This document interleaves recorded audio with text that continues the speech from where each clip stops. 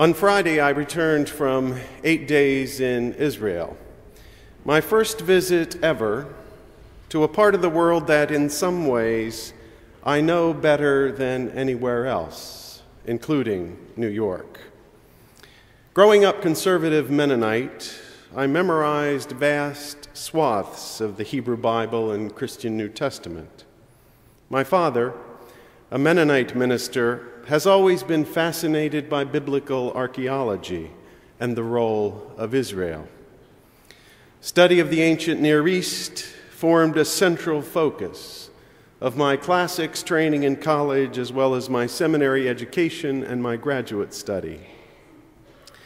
And the political quagmire that makes up the modern Middle East remains a constant focus of our deliberations at the Council on Foreign Relations. But I had never visited Israel. I was invited to be part of an interfaith mission to Israel, made up of senior religious leaders from New York. There were 15 of us, 4 Protestant ministers, 3 Reform rabbis, 2 Muslim imams, 2 Episcopal rectors, 2 conservative rabbis, 1 Catholic priest, and 1 Unitarian Universalist minister. And a camera crew to record our journey and film a documentary.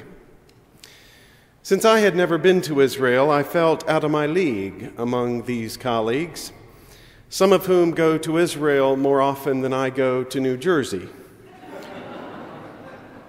One has been to Israel 4 times since September. So I decided to go early and get my bearings. Fortunately, my wife Holly was able to accompany me for the pre-delegation days. Also, fortunately, Israel is a small country. Including the West Bank and Gaza, it's the size of New Jersey.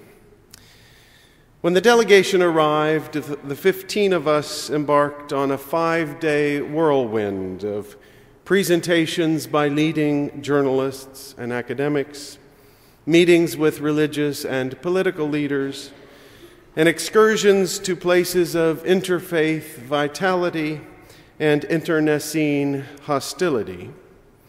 We met with the President of Israel and the Prime Minister of the Palestinian Authority, the mayors of Haifa, Bethlehem, and Sderot, the Israeli foreign minister and 2 members of the Knesset, the rabbi of the Western Wall and the director of Women of the Wall, and so on. I kept a daily journal along the way. After I add some photos, I'll send it to you. One of the most impressive people we met was Natan Sharansky, the Russian mathematician and chess champion who became a human rights activist after the Soviets refused his application to immigrate to Israel. You may recall the image of Sharansky in 1986 walking across the bridge in Berlin after 9 years in a Siberian prison. Now 89, and still a vital force in Israeli politics, he told us that the most profound realization of his life came to him in prison. And all of his experience since has substantiated this insight. People want 2 things, he said. They want to be free, and they want to belong. These are the 2 human passions, freedom and identity. The discovery of your identity, he said, gives you the strength to fight for your own freedom and the freedom of others. In the wake of my experience in Israel, I'd like to make 3 simple points this morning about the relationship between freedom and identity. The first is about why the state of Israel was necessary and why the state of Palestine is also necessary. The second is about why Hamas is a threat and why ultra-Orthodox Judaism is also a threat. The third is about why we need to balance freedom and identity in our practice of religion. My visit to Yad Vashem, the Holocaust Museum, was an experience I will never forget.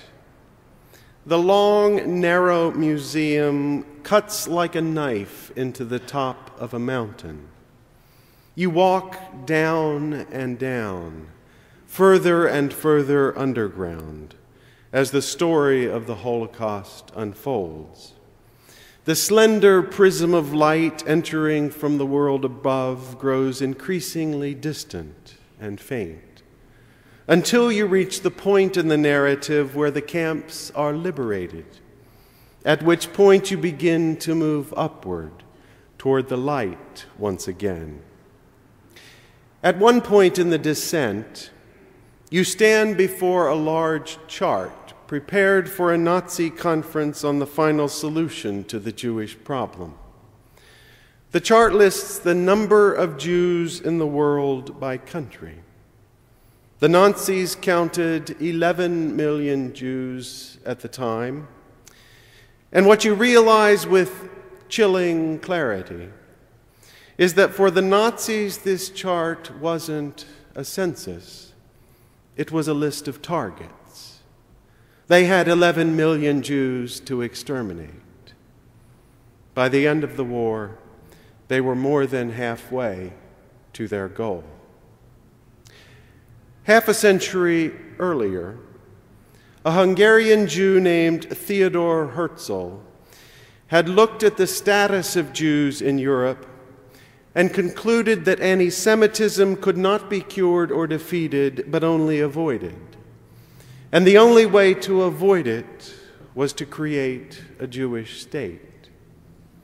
Following the publication of his book titled The Jewish State in 1896, European Jews began to emigrate from Europe to Palestine, where they began to lay the groundwork for an eventual Jewish state.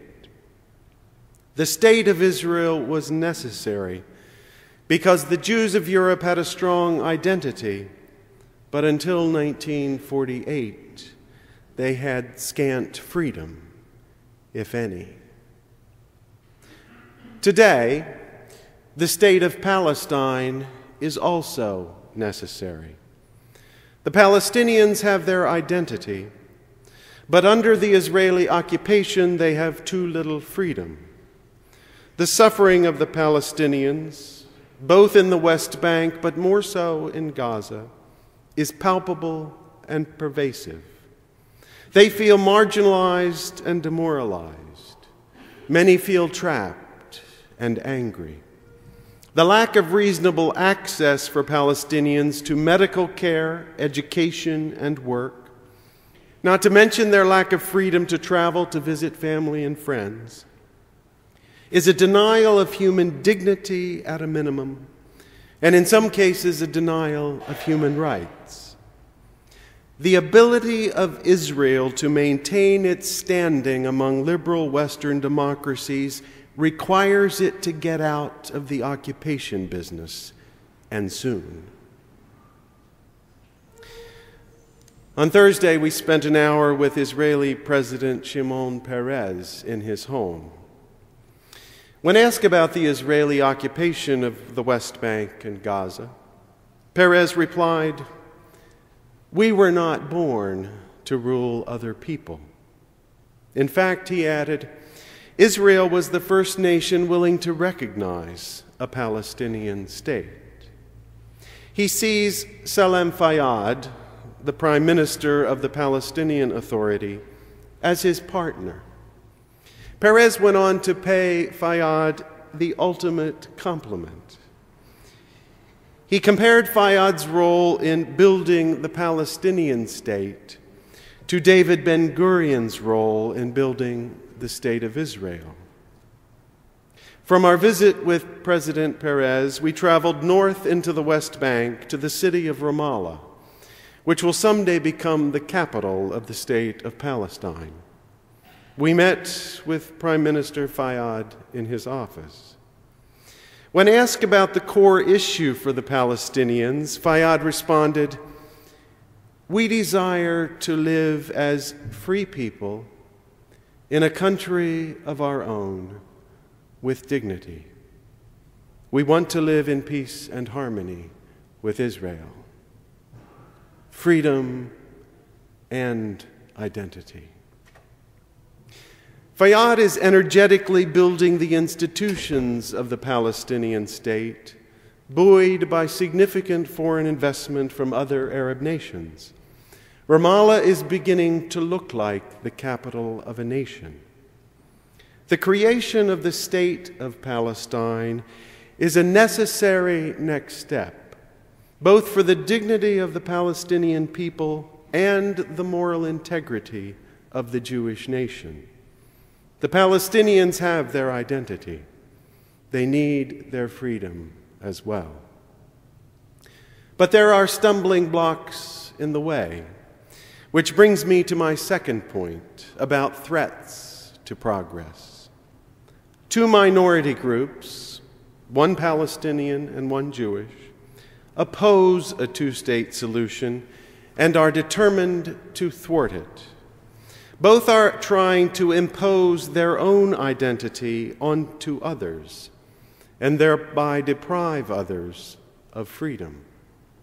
Hamas, the terrorist group that currently controls the Gaza Strip, opposes the idea of an Israeli nation and insists that Palestine should become an Islamic state, an idea that two-thirds of Palestinians oppose. Gaza has suffered under Hamas, while the West Bank has stabilized and begun to prosper under the Palestinian Authority.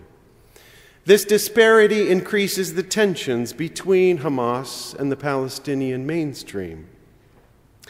We visited the mayor of Bethlehem, a Muslim-majority city in the West Bank. 5 of Bethlehem's 15 city council members are from Hamas. The mayor agreed that the differences between Gaza and the West Bank and between Hamas and Palestine are not good for the Palestinian cause. When asked about the biggest threat to peace, however, the mayor cited the continual expansion of the Israeli settlements. Whether or not the settlements are a bigger threat than Hamas, the settlements are indeed a threat. Here's the situation. 350,000 Israelis, mainly Orthodox and ultra-Orthodox Jews, have settled in Palestinian areas in the West Bank and East Jerusalem. 2/3 of these settlers live in 4 settlement blocks around Jerusalem that the Palestinians and Israelis have already agreed would remain under Israeli sovereignty in a two-state solution. The remaining third of the settlers are the problem. They have built settlements outside these designated blocks for a specific reason: to thwart the creation of a Palestinian state. If enough Jews live in enough settlements across the Palestinian territories, the theory goes, it will make it hard to form a contiguous state of Palestine.